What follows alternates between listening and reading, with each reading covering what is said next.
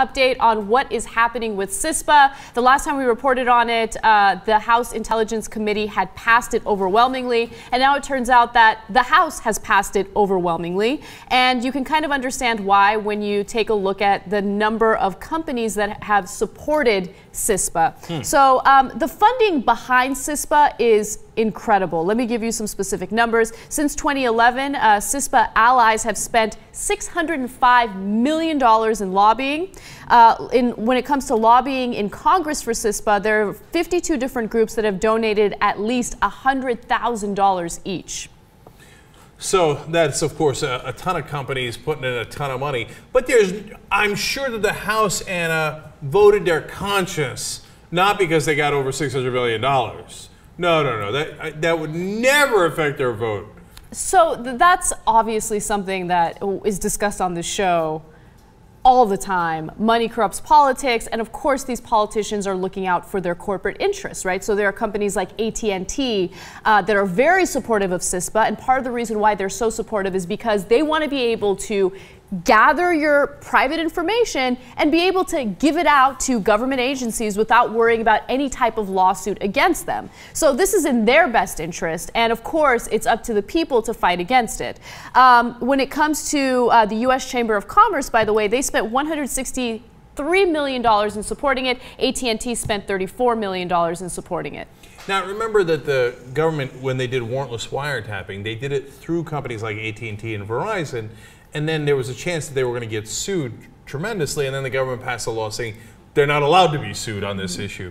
And so you can see why AT&T thinks, look, the government is always getting sketchy information, and I'm giving it to them, and we're violating everybody's privacy. So I'm going to spend a lot of money to make sure I don't get sued for that, among other things. So, and this would be a law that would help them to facilitate this. And it also allows the companies to share information with one another, our private information, none of which they should have access to in terms of the government needing a warrant in the old days, back when we followed the Constitution.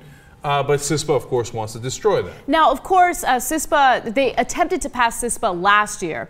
And the reason why it didn't pass is because the Senate rejected it, and also Obama was threatening to veto it. And part of the reason why is because Obama said that he didn't like the fact that private companies were going to give government agencies private information. I'm not really sure I'm buying what Obama's saying there.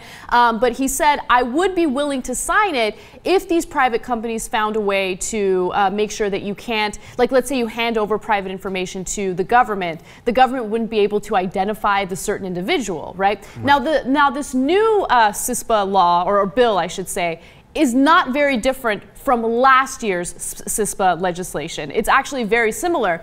There were Democratic members of the House that were going to include amendments that would, let's say, ban employers from asking for Facebook or social networking site passwords from their employees.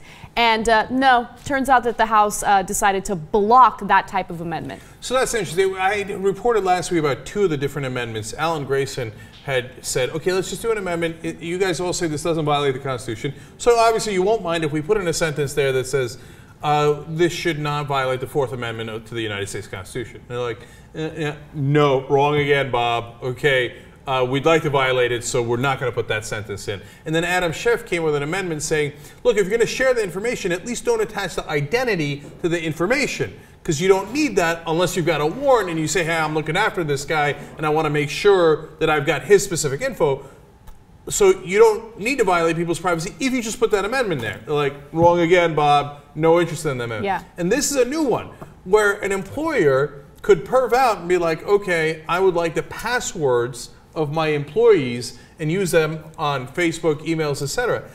And it would be fully legal. It would be, yeah. And so since that amendment was blocked, let's say CISPA does pass the Senate and does get signed by Obama, that means that employers can legally ask you for your passwords on Facebook. So look, when you're on Facebook and you're interacting with your friends, especially if you're doing a direct message, a private message, whatever, you think that message is going to be private. You don't think that your employer is going to read it. Now, just a quick example of how little funding there is when it comes to opposition to CISPA. Lobbying in Congress against CISPA totaled to about $4.3 million in total. Now keep in mind that funding in favor of CISPA was $605 million in lobbying.